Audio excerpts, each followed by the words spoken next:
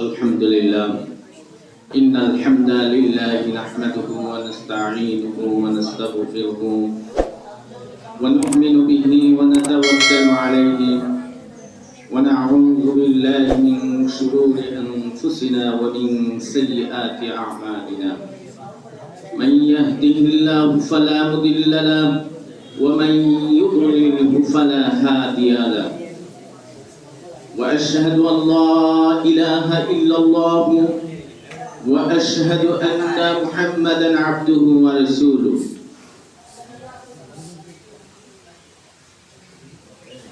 أما بعد فأعوذ بالله من الشيطان الرجيم بسم الله الرحمن الرحيم اقرأ باسم ربك الذي خلق الإنسان من علق اقرأ وربك الأكرم الذي علم بالقلم بارك الله لنا ولكم في القرآن العظيم ونفعنا وإياكم بالآيات والذكر الحكيم وقال النبي صلى الله عليه وسلم خيركم من تعلم القرآن وعلمه بارك الله لنا ولكم في القرآن العظيم ورفعنا وإياكم بالآيات والذكر الحكيم إن الله وملائكته يصلون على النبي يا أيها الذين آمنوا صلوا عليه وسلموا تسليما ঐতিহাসিক বৃহত্তর সিলেট বিভাগের মধ্যে জগন্নাথপুর উপজেলার দ্বীনি বিদ্যাপীঠ দ্বীনি শিক্ষা প্রতিষ্ঠান জামিয়া হযরত শাহ কামাল রহমাতুল্লাহ আলাইহি ইসলামিয়া মাদ্রাসার আজকের এই হল রুমে ছাত্র সংসদ কর্তৃক আয়োজিত আজকের এই সাপ্তাহিক সেমিনারের সম্মানিত সভাপতি উপস্থিত ইলমে অহিম অর্জনকারী জ্ঞান পিপাসু সম্মানিত ছাত্র ভাইরা, আমি আপনাদের সামনে বক্তব্য দীর্ঘায়িত করব না। আজকে আমরা এই দ্বীনি শিক্ষা প্রতিষ্ঠান থেকে বিগত সপ্তাহে কি অর্জন করলাম, আজকে আপনারা আপনাদের বক্তব্যের মাধ্যমে আপনাদের লেকচারের মাধ্যমে আমরা শুনছি। আলহামদুলিল্লাহ, শুকরান আলহামদুলিল্লাহ। আমি অত্যন্ত খুশি আপনাদের এই বিষয়ভিত্তিক আলোচনা শুনে আমি অত্যন্ত আনন্দিত এবং ওই অত্র এলাকার বৃহত্তর সাহাপাড়া গ্রামের মানুষও খুশি হবে। এই প্রতিযোগিতা আমাদের কাছে অত্যন্ত গুরুত্বপূর্ণ। বর্তমান বিশ্বে তথ্য প্রযুক্তির যুগ, বর্তমান যুগে রেফারেন্স সহ বক্তব্য উপস্থাপন করা অত্যন্ত সুন্দর একটা বিষয়। রেফারেন্স ছাড়া কোরআনের আয়াত, রাসূল করিম সাল্লাল্লাহু আলাইহি ওয়াসাল্লামের মুখনিসৃত বাণী, হাদিস, কথা মানুষের কাছে সমাজে উপস্থাপন করতে হলে মানুষের যে চাহিদা সেটা হচ্ছে রেফারেন্স থাকতে হবে। যে কোরআনের কত নম্বর আয়াতে আপনি বক্তব্য দিয়েছেন এবং কত নম্বর হাদিস বর্ণনা করেছেন সেটা দলিল ব্যাখ্যা সহ উপস্থাপন করা। আমি আপনাদের আজকের এই সেমিনারে রাসূল সাল্লাল্লাহু আলাইহি ওয়াসাল্লামের কাছে ওহী বা হেরা পর্বতের গুহায় ওহী বার্তাবাহক হযরত জিবরাইল আমিন আলাইহিস সালাতু ওয়াস সালাম কোরআনের যে প্রথম 5টি আয়াত দিয়ে এসেছিলেন, রাসূলুল্লাহ সাল্লাল্লাহু আলাইহি ওয়াসাল্লাম অত্যন্ত নরম, অত্যন্ত চিন্তার মধ্যে তিনি হেরা পর্বতের গুহায় অবস্থান করতেন। সেই মুহূর্তে আল্লাহ রাব্বুল আলামিন হযরত জিবরাইল আমিনের মাধ্যমে কোরআনের সূরা ইকরার ৫ম আয়াত নিয়ে রাসূলের সামনে এসেছিলেন। এই বাণী সমগ্র বিশ্বের জন্য হেদায়েতের বাণী ছিল। যে আসমানি কিতাব সাইখানা ছিল, তাওরাত, ইনজিল, জাবুর, ইনজিল, এই সাইখানা কিতাব যখন নাজিল হলো, কোরআন নাজিলের মাধ্যমে পূর্ববর্তী যে কিতাব ছিল তাওরাত, ইনজিল, জাবুর, তা মানসুখ হয়ে গেছে, রহিতকরণ হয়ে গেছে। কারণ আর সেই কিতাবের কোনো মূল্য নাই। কারণ রাসূল করিম সাল্লাল্লাহু আলাইহি ওয়াসাল্লামের কাছে বিশ্ব মানবতার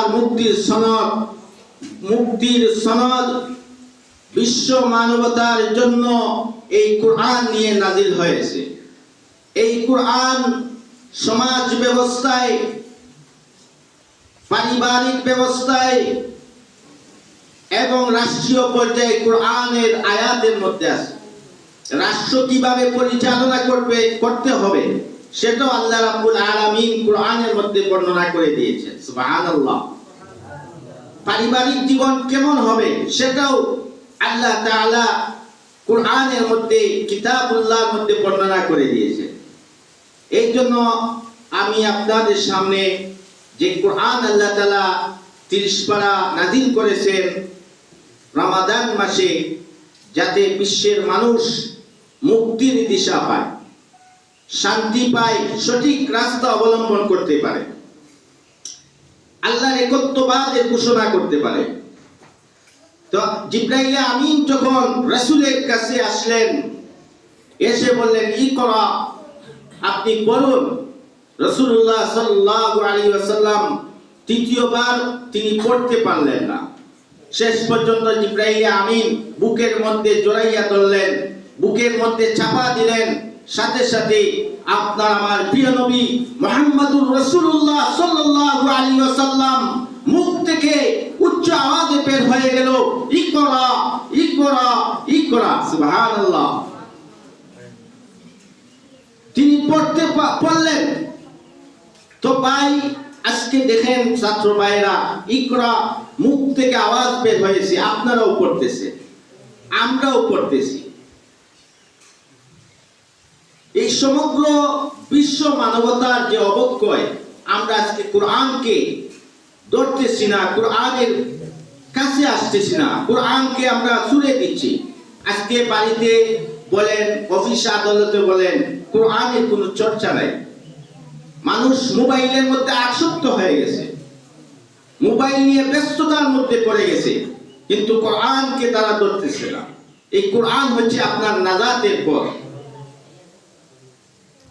এই জন্য এই কোরআন যখন নাজিল হলো, রাসূল করিম সাল্লাল্লাহু আলাইহি ওয়াসাল্লাম প্রকম্পিত হয়ে গেছেন, ভয়ে ভীত সন্ত্রস্ত হয়ে গেছেন।